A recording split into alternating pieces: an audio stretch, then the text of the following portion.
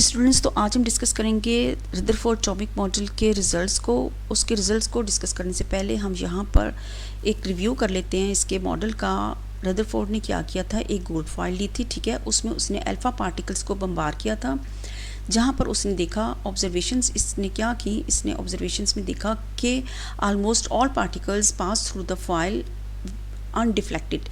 बहुत ज़्यादा पार्टिकल्स थे, तकरीबन सारे पार्टिकल्स जो थे वो पॉजिटिव पार्टिकल्स इस एटम्स में से, इस गोल्ड फॉइल में से पास ऑन हो जाते, ठीक है। और सेकंड इसकी ऑब्जर्वेशन ये थी कि few were deflected and few were deflected with large angles and few were deflected bounce back, और कुछ जो थे वो बाउंस बैक हो रहे थे, ठीक है। इसने ये ऑब्जर्व किया रदरफोर्ड ने। अब इसके रिजल्ट्स को हम डिस्कस कर लेते हैं। रिजल्ट्स में इसने देखा क्योंकि बहुत ज़्यादा पार्टिकल्स यहाँ से पास ऑन हो रहे थे, इट्स शो दैट कि they are the empty atom has many empty spaces. Particles का ज़्यादा पास ऑन होना, इस फॉइल में से ज़्यादा पार्टिकल्स का निकलना शो करता है कि ये एटम में बहुत सी एम्प्टी स्पेसिस हैं। नंबर 2 पॉइंट है इसका, centre of positive charges called nucleus.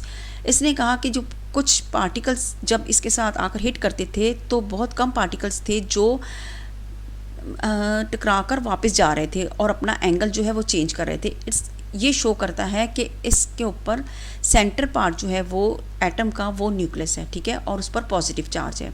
क्योंकि अल्फ़ा पार्टिकल्स पर भी पॉजिटिव चार्ज होता है। जब ये पॉजिटिव चार्ज इस पॉजिटिव के साथ आकर हिट करती हैं तो वो रिबाउंस बैक होती हैं, और कभी लार्ज एंगल के साथ और कुछ जो है वो स्मॉल एंगल के साथ जो है रिफ्लेक्ट बैक हो रही थी, जिससे शो हो रहा था कि इसके सेंटर पार्ट जो है वो एटम का उस पर पॉजिटिव चार्ज है और उसने उसको न्यूक्लियस कहा, ठीक है। नंबर 3 पॉइंट था इसका, क्योंकि कुछ पार्टिकल्स उसने देखे कि रिबाउंस बैक हो रहे हैं, ठीक है।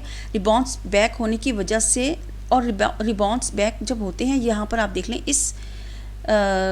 ये जो डायग्राम है ये शो कर रही है कि जब ये पार्टिकल आकर इसके साथ हिट करता है न्यूक्लियस के साथ, तो उसी ही फोर्स के साथ उसको रिबाउंस बैक करता है और स्ट्रेटली बैक करता है, ठीक है। तो इसमें कोई एंगल नहीं शो कर रहा, मतलब कि ये जो रेड पार्ट दिखा रहा है ये डेंस एंड हार्ड है।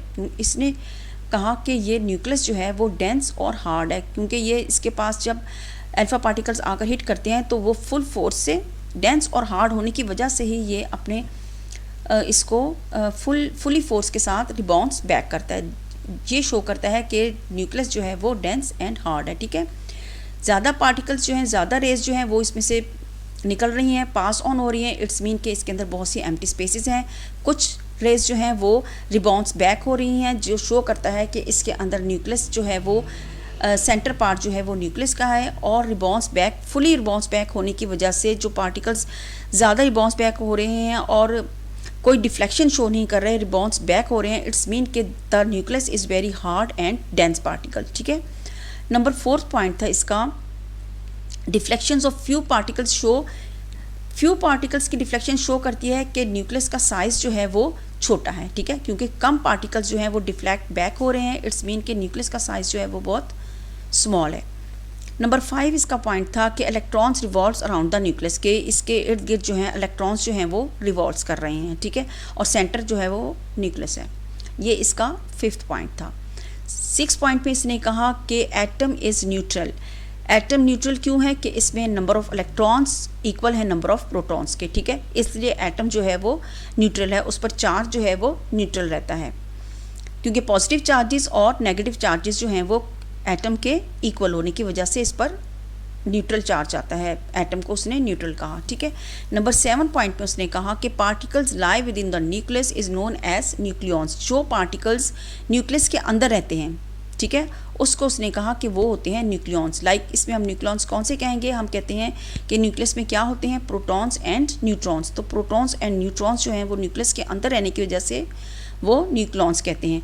एक्सेप्ट ऑफ इलेक्ट्रॉन्स, इलेक्ट्रॉन्स तो रिवॉल्व्स करते हैं ना अराउंड द न्यूक्लियस, तो इलेक्ट्रॉन्स जो हैं वो न्यूक्लियॉन्स नहीं होंगे। न्यूक्लियॉन्स जो वही होंगे सिर्फ जो न्यूक्लियस के अंदर रहते हैं, जो फंडामेंटल पार्टिकल्स एटम के न्यूक्लियस के अंदर रहते हैं उनको न्यूक्लियॉन्स कहते हैं, ठीक है। तो हमने आज ये डिस्कस किया रिजल्ट्स इसके एक्सपेरिमेंट्स के। हमने क्या देखा, हमने देखा कि एटम का बहुत सा पार्ट जो है वो एम्प्टी होता है, और इसके सेंटर में जो होता है वो पॉजिटिव सेंटर जो होता है न्यूक्लियस एटम का वो पॉजिटिव पार्ट होता है और उसको उसने न्यूक्लियस कहा। और उसने ये भी कहा कि क्योंकि बहुत ज़्यादा डिफ्लेक्शन शो करता है ये सेंटर पार्ट, इट्स मीन कि ये हार्ड और डेंस है। और कम पार्टिकल्स क्योंकि डिफ्लेक्शन शो कर रहे हैं, कम पार्टिकल्स डिफ्लेक्ट हो रहे हैं, इट्स मीन के साइज़ जो है न्यूक्लियस का वो एज़ कम्पेयर टू एटम जो है वो छोटा है। और इलेक्ट्रॉन्स जो है रिवॉल्व करते हैं अराउंड द न्यूक्लियस, और एटम जो है वो न्यूट्रल पार्टिकल है क्योंकि उसके अंदर इलेक्ट्रॉन्स और प्रोटॉन्स की जो क्वांटिटी होती है, जो अमाउंट होती है वो इक्वल होती है कि number of protons equal to the number of electrons, इसलिए एटम को न्यूट्रल पार्टिकल कहा जाता है। और हमने कहा कि और हमने इसका ये भी रिजल्ट्स देखा एक्सपेरिमेंट में कि particles lie within the nucleus is known as nucleons. जो पार्टिकल्स न्यूक्लियस के अंदर रहते हैं उनको न्यूक्लियॉन्स कहते हैं, एक्सेप्ट ऑफ इलेक्ट्रॉन्स, क्योंकि इलेक्ट्रॉन्स जो है वो रिवॉल्व करता है around the nucleus. Electrons nucleus में नहीं होता, इसलिए हम इलेक्ट्रॉन्स को न्यूक्लियॉन्स नहीं कहेंगे। न्यूक्लियॉन्स सिर्फ प्रोटॉन्स एंड न्यूट्रॉन्स होंगे। ठीक है, तो ये हमने इसके रिजल्ट्स को आज डिस्कस किया।